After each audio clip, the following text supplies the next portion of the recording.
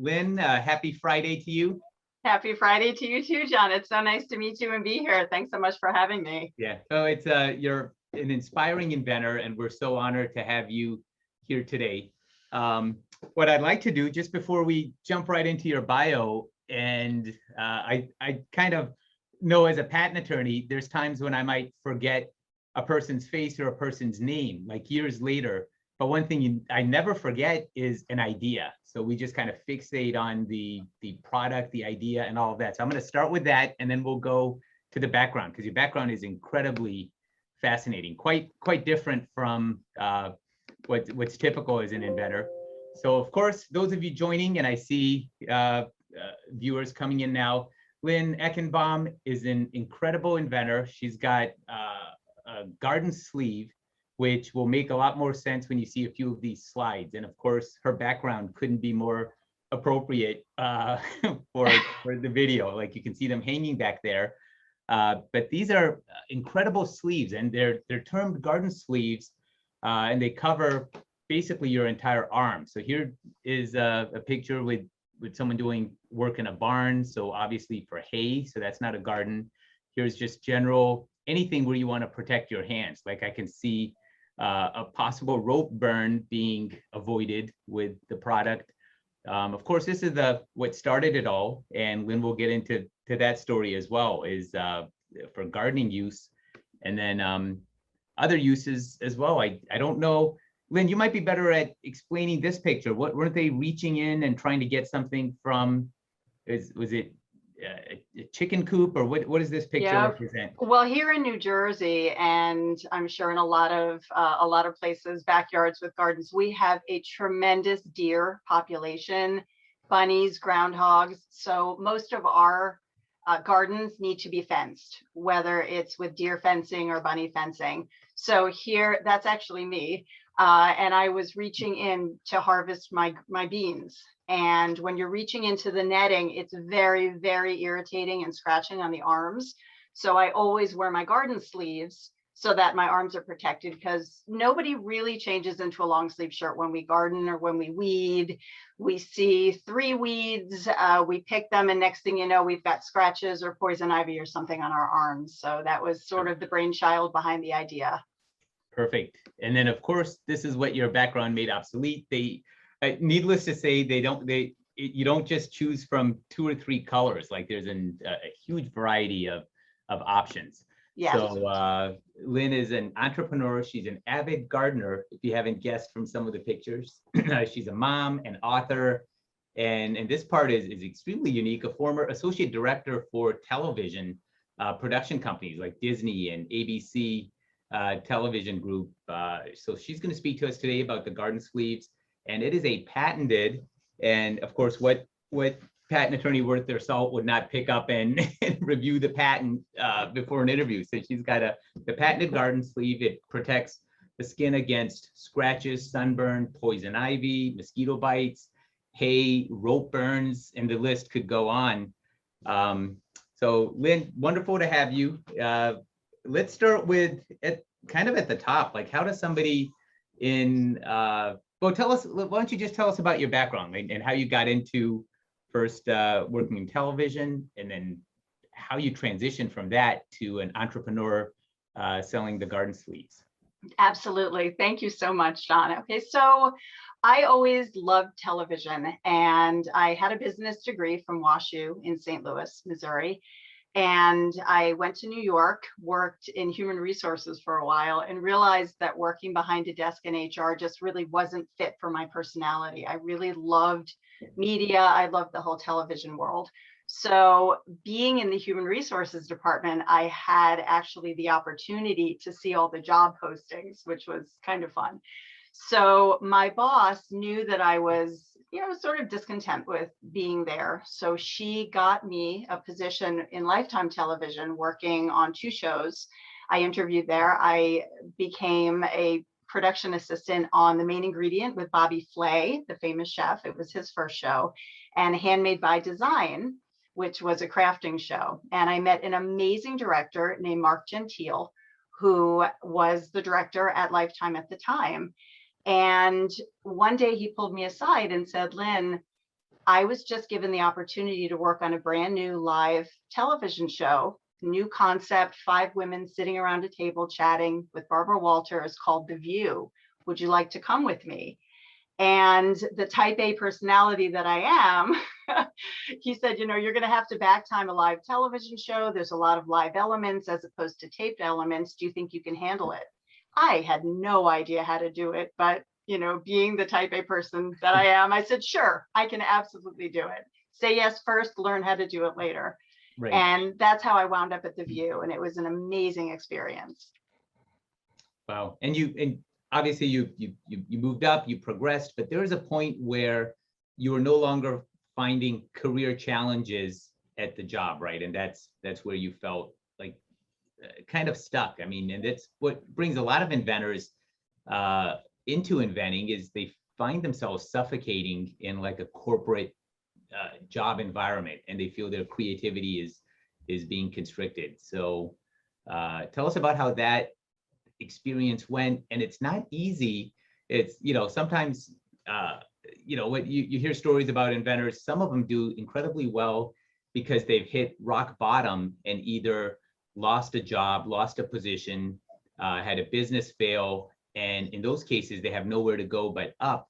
So the decision is a little bit easier.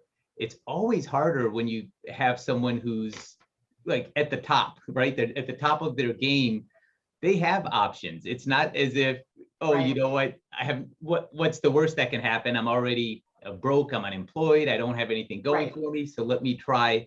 Sometimes that's a route, but the tougher cases, because in these cases it's a decision. In your case, it was a decision to walk away from a career that a lot of people are striving to get where you were, right? I know. Tell us about that. It couldn't have been That easy. was, John, it was really hard, actually. You know, I had been the backup stage manager, the backup associate director, and the production associate for about 4.5, 5 years. And there was no upward mobility because everybody was so happy in their jobs. The associate director, the stage manager, it was a great show to work on. They were like my family. And it was a very difficult decision to leave. But I had hit the ceiling of where I was going to go in that particular show. So I decided to move on. And it was hard because, like you said, it was steady work. And I knew there was a big unknown. So I wound up moving on to a different show, and I did get an associate director position there. It was temporary, so I only worked there for about 4 or 5 months. I was fortunate enough to meet my husband. We moved down to North Carolina. I worked in public television down in North Carolina, moved out to California with him. Again, you know, not knowing really where my career was going to go. I hooked up with a public television station out there. And then when we moved back to New Jersey, I had started a family. And like many women, I had, you know, my mom was a stay-at-home mom, and I had every, I guess I wanted to be a stay-at-home mom as well. That was just, you know, I applaud any woman who makes the choice to do, you know, to have the full-time career. But for me, that was my choice. I wanted to be a stay-at-home mom for my kids, but there came a time when my kids started getting older that I knew I didn't want to go back into New York City. We had moved back to New Jersey at the time, only about an hour from the city. And I knew I could not have that life again because it was 6 a.m. to you know, to 7 p.m. It was tremendously long hours. It was tremendous stress. So I knew that I needed to start something different, a new career. And, you know, there was a blank slate. I had no idea what I wanted to do. And interestingly enough, my son at the time was in 2nd grade, and he was a voracious reader. But he was afraid of anything scary. So the Harry Potters and even the Magic Tree Houses were a little bit scary for him. So that light bulb moment, I had the light bulb moment over my head, and I said, you know what, I'm gonna take my creativity and my love of storytelling, and I'm gonna write a book series, which I did. So I wrote 10 books. I self-published them under the title Remote Control Adventures, which are right here. I have 3 of them here. And it sort of fuses my background in television with a love for storytelling, and it's sort of a magical adventure. And I started doing author visits up and down the East Coast in different elementary schools, and it was a great segue for me. Yeah. So, oh, and speaking at elementary schools to students who have read your book, I mean, there's nothing, I posted on my Facebook, I think in the last couple of days, I had found a card that an elementary school student wrote to me after I went to speak about on career day about patent law. And it was nerve wracking. You would think, you know, I've done TED Talks, I've done, been on stage plenty of times. But when I was in school, the people that came on career day, they had these exciting professions, like they were firemen and policemen. And we had a zookeeper come in with like a snake.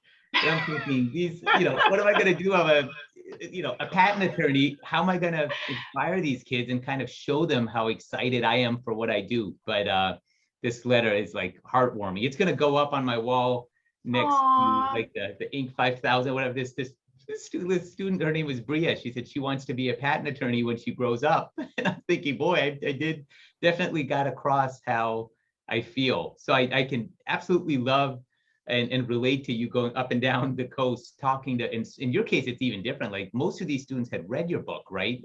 Yes. Gosh, that's amazing. Yeah, it's really great. And you're so right. Speaking to kids is actually nerve-wracking. I remember the second and third graders I spoke with were because they had all read my book. They were upbeat. They were like, oh my God, they wanted to ask questions, everything. The fifth graders that came in looked at me like I had two heads. They were like, you know, what are you going to teach us? And what are you going to tell us? Right? With their arms. Right. You know, show us what you can do. Exactly. But they warmed up to me after a while because, you know, I have to say, I'm very personable, and I love what I do. I try to throw my heart into everything I do, whether it's television or whether it's writing or whether it's sewing. And I think when you're passionate about something and you're telling people about it, it really, like you with your position too, it just really comes across and resonates to the children or to the people you're speaking with because you believe in what you're doing. Right. No, absolutely. And it's so clear when I, speak to you about the garden sleeve, it's the same thing there. But with your books, I'm sure, so you mentioned like the Harry Potter series and the Magic Treehouse. So the first step for a lot of inventors is not to go out, or even authors, like a lot of times they're not looking to go out and write the book. They want to read something, they look to find it. And when you found something missing, that's when you decided, hey, let me fulfill that void. Yes. And the same thing with the garden sleeves. You probably were trying to find a solution first. And this is me just guessing because I'm doing this for 25 years. Most inventors are not, oh, you know what I'm going to do? I'm going to go create a product. That's not how it starts. It starts with, this thing is so annoying and I want to solve it for myself. Like, I don't care about anybody else. Like, can I buy the solution somewhere else? And only when that fails, they're like, you know what, if nobody's going to make it, I'm just going to do it myself because it makes my life easier. So what was, tell us what kind of led you to gardening, or was that something that you've always had as a hobby? You are spot on when it comes to the garden sleeves and how I invented them. So when I moved to New Jersey, they call, the state motto, we are the garden state. And we truly are the garden state. The weather here, the climate, the soil, everything lends itself to a very long, robust growing season. So when I moved here, I'm sure, Jersey tomatoes, we have peppers and corn and, just zucchini and cucumbers and beans. The soil and the sun and the heat and the semi-humidity in the summer really lends itself for a just amazing growing season. So I moved here in 2005. And I decided to start a vegetable garden in the backyard, knowing that I was, in the garden state. So I have 9 raised beds in my backyard. A raised bed is like a picture frame with no back. So you sort of flip the soil over in your backyard, make a 3x3 space, because you can't put it on, you can't put soil on top of grass or the grass will grow through your bed. So you Right. flip the sod, you put the frame on top of it, you fill it with soil, organic soil, toss in your seeds, a little water, and then let Mother Nature do its work. And it was so successful. I had so much fun with it, and my kids would help me out with it. And what happened was I am very, very sensitive. I have extremely sensitive skin. I don't have allergies per se, to food or to anything. But when my skin touches tomato plants, poison ivy, squash leaves, I generally break out in a rash. So I would be gardening in my sleeveless, because nobody wears a long sleeve shirt when they're gardening, Right. or weeding or doing anything in the summer because it's just so hot. So I would be tending to my vegetables, and I would come inside, and the first thing I would do would be to scrub my arms with dish soap, because I would have little red blotches all up my arm. And it was irritating, but it's just kind of what I did. So one day I was getting out of my car, and there were 3 sprigs of something growing in my rock bed. So I walked over, I put on my little short gardening gloves that ended at the wrist. I pulled the 3 sprigs from my rock bed, tossed them in the garbage. The next day I had poison ivy all up my arm. And I said, this is ridiculous. I want a garden sleeve. I want a glove with an attached lightweight breathable Blouson sleeve that's 100% cotton that can protect my arm while I'm gardening. And then I can literally just toss it in the wash when I'm done. So I wanted that. So I went on Amazon. I searched all the gardening companies. I looked on Ace Hardware. I looked on so many, I must have spent 2.5 hours online looking for the product I had in my head. And honestly, shockingly, nobody made it. So I decided to, like you said, I decided to make myself a prototype. And I did. I took, a cheap glove. These are my good gloves, but I took a cheap glove that I had in my garage. I made a Blouson sleeve with a very comfortable elastic band. I attached the glove. I only use 100% cotton fabric, so it's lightweight and breathable. I slipped it on. I did my gardening. I took it off. I dropped it in the laundry and said, oh my God, this thing is amazing. So I made myself a second pair, and then I would just rotate them in the wash. Yeah. So, and it's funny, you mentioned, I've had inventors, a lot of times they'll say there's nothing like my idea out there and it's completely unique. But as a patent attorney, I've found that, patent examiners can even go outside the field to find something to use to reject an idea. When you say, there may not have been a garden sleeve out there, but there's always an alternative. So, to a car, maybe a bicycle would be the alternative. It may not appear to be in the same case, but in the same field. But when you mentioned full sleeve shirts as an option, the issue that I've had, like, in South Florida, we face a lot of the same like heat issues that you guys do in New Jersey. And I've lived in New Jersey for several years, that in the summer, you just can't, like, not only is it hot, but there's always that gap between where your sleeve ends. And even if your glove covers it, invariably mulch or dirt or something gets inside, and it's horrible. And then your fingernails get dirty, like the whole glove, everything is, the benefits are eliminated of having the glove. And then it ends up being, you just take the glove off because you're better off and cleaner without having that. So that was what I like about and I don't know if that developed during the prototype phase, or you just knew from the beginning that it had to be seamless between the glove and the sleeve, that you can't have a gap. So Yes, it's not even separable, right? They're one part. It's not like they unzip or separate. exactly. Okay, got it. Yeah, so my patent is actually for sewn on or Velcroed on or snapped on or zippered on. So I wanted to make sure, I wanted to make sure I had coverage for all of those and I was protected for all of those. But my whole idea, because I am, a stay-at-home mom, and there are 5 people in my family. I have 3 kids, a husband, and me. Our laundry situation is insane. And there are so many clothes that come out of the wash every day. I just wanted the sleeve attached to the glove so that it was one piece that would come out of the wash. I didn't have to hunt for the glove and hunt for the sleeve. It was just one piece that I put on and one piece that I took off. Right. And interestingly enough, like, we were talking about deer in New Jersey. The tick situation here, the deer tick situation, the Lyme situation is very serious. In the Northeast, specifically also Massachusetts, Martha's Vineyard, they have a terrible problem with ticks. So the nice thing about the gloves with regard to the deer and the ticks is that the ticks can't get in. They can't go up your sleeve. They can't go into your glove. So it's not just for poison ivy, it's also for the ticks and for the scratches and for, so many other things, and for the dirt, like you said, and the mulching. And it's just, they're incredibly handy. Yeah, so wow, so that's an additional, like, that without having openings, then there's no way they don't get inside. Like, that would be a further advantage. And I'm sure even some of the non-gardening uses, like, for example, hay in like a barn or Yes. whatever, you don't have to deal with that either.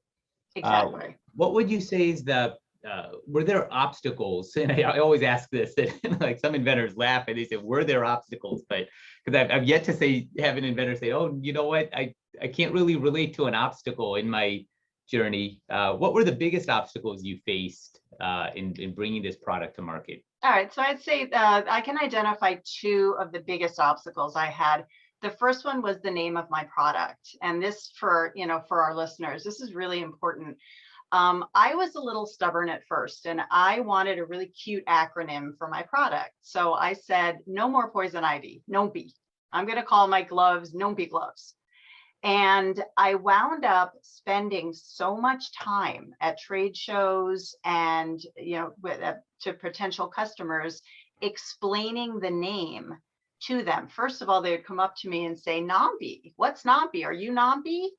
And it was kind of comical, but I would literally spend so much energy with each and every customer explaining to them what the name meant. And then they said, oh, no more poison ivy. We get it, but we don't get poison ivy. And then they would walk away. Right. So I felt like I had two things. I was pigeonholing myself with regard to just poison ivy, because like you said, the gloves are for so much more than just poison ivy.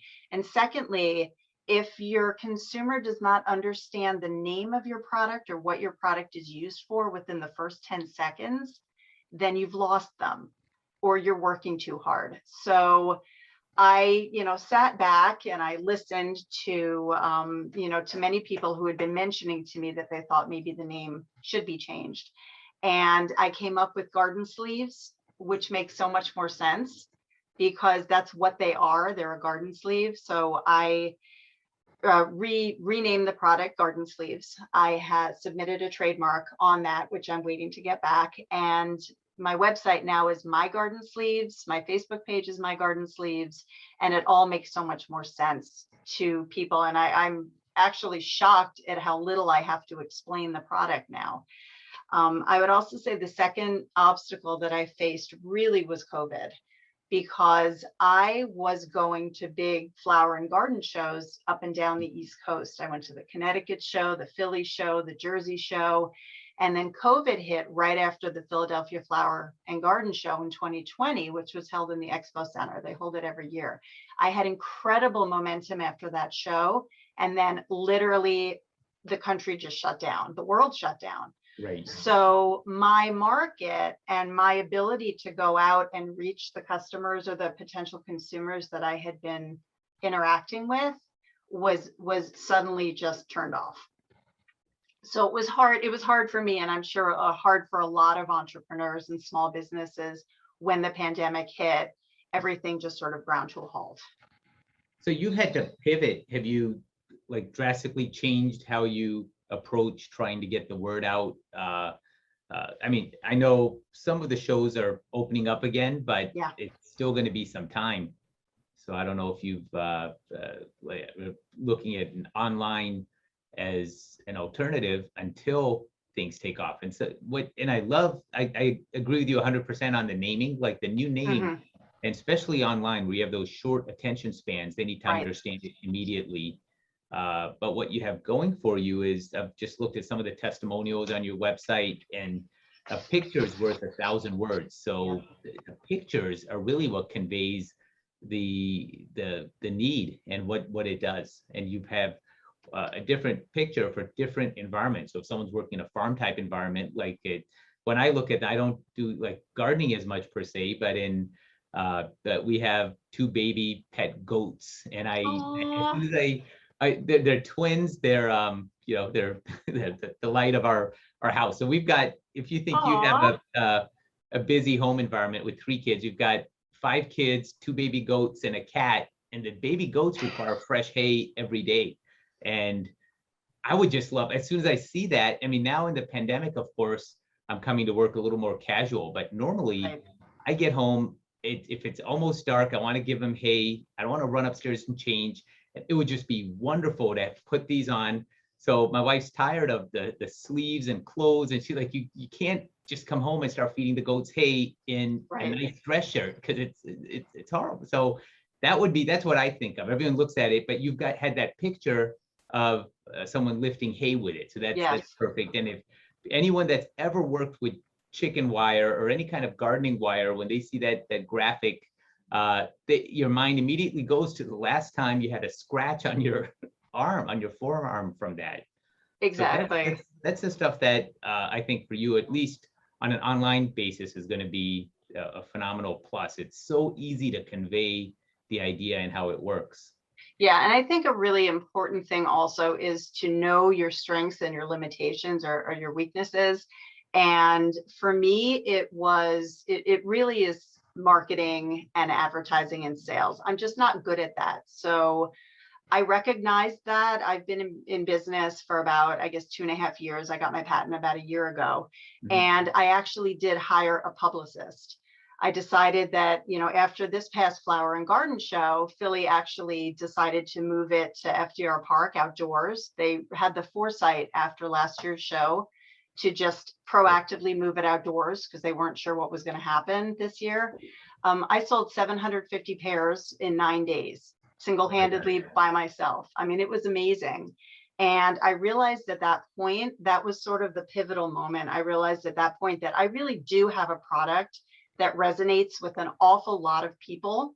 And I need to get the word out, like you said. So I hired a publicist, and I'm doing more online. I have more of an online presence now. And actually, I will be going to the National Hardware Show in October, so I can present it to a wider audience. Ace Hardware should be there, Home Depot, Lowe's, and I'm hoping to generate interest and enthusiasm.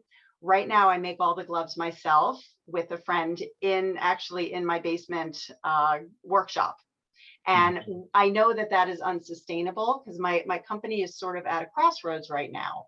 I could keep it a little mom and pop shop and just go to trade shows and keep it small, or I can scale and I will look, I can find a manufacturing facility, or I can outsource it, or I can license the patent. So that's sort of where I'm at right now. And the National Hardware Show in October should be a very interesting experience and opportunity to meet a tremendous number of wholesalers, or retail centers that I can wholesale to. So I'm really, really excited about that opportunity. Okay, good. And it's just around the corner too. So I know. right, can't wait to get here. I know. I have this great mannequin named Natasha who I'm going to bring with me, and she just stands there and models the gloves all day. It's great. Oh, perfect. So because of this pandemic, a lot of people are zoomed out. So we put a kind of a hard stop on a half hour for these interviews. But I do want to end with one question. Like, with your experience, is there something that you wish you knew when you started about inventing, or some piece of advice that you would like to end with by telling other inventors, like something to keep in mind? Yeah, I would tell any inventor, don't let fear stand in your way, because we fear so many things. We fear success, we fear failure, we fear rejection. And if you can sort of develop a thicker skin and not let that fear paralyze you, and really be enthusiastic and passionate about what you're doing, you will be much more successful. Whether you succeed or whether you fail, have that passion and try to get rid of the fear and just push ahead.